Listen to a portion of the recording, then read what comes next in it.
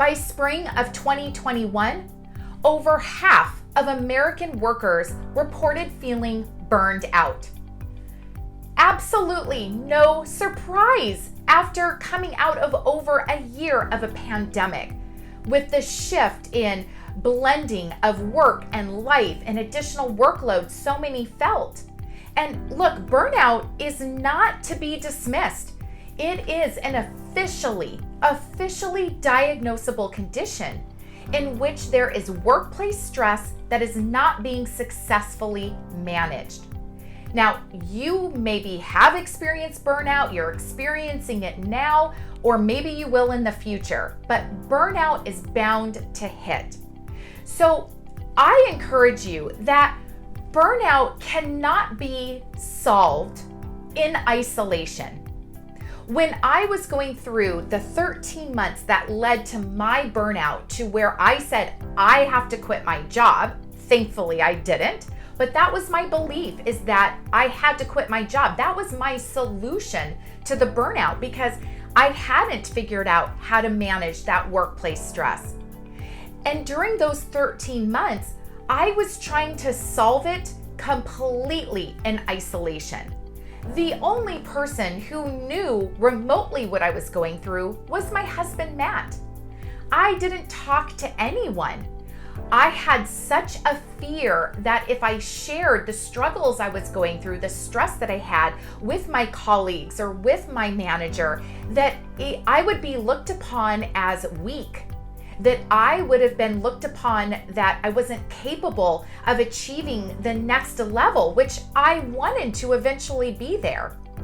I didn't want to tell friends and family because I felt like I was just bitching and moaning about my job, where I had lots of really positive things going on, but it was killing me at the same time. And that burnout in isolation never got solved. It wasn't until I hit that absolute moment where I then reached out for help.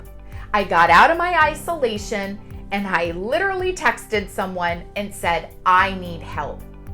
And in those beginning months of working with my coach, and then I began to actually share my story. I started opening up with my colleagues about what I had been going through.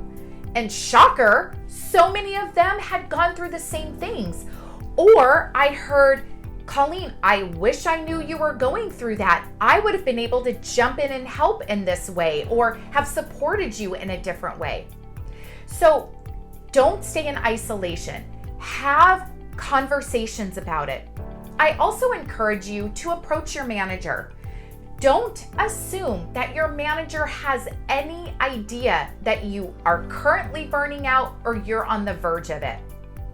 Now look, it is not about going in and just complaining. It's about stating the facts, stating how it's impacting you and others, and offering ideas for collaboration on a solution. So when I was ready, which I should have done it much sooner, I didn't do it until about 15 months later, I went into my manager and said, look, I have this workload. I'm traveling approximately this % of time per month, which means I am now only sleeping about 4 hours a night. I'm only seeing my family 1 or 2 nights in the weekend. And I'm starting to notice that the productivity and my quality of work is going to suffer. And I don't want that to happen.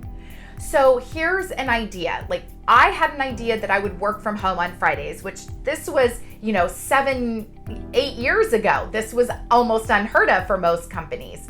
And that was my recommendation. And my manager, without hesitation, said, absolutely, I'm good with that. If it means keeping you here at our company and continuing to have the same, if not better, productivity and quality, I'm willing to accommodate that. I was so scared to have that conversation when I was in the middle of burnout. So I'm encouraging you today, don't wait.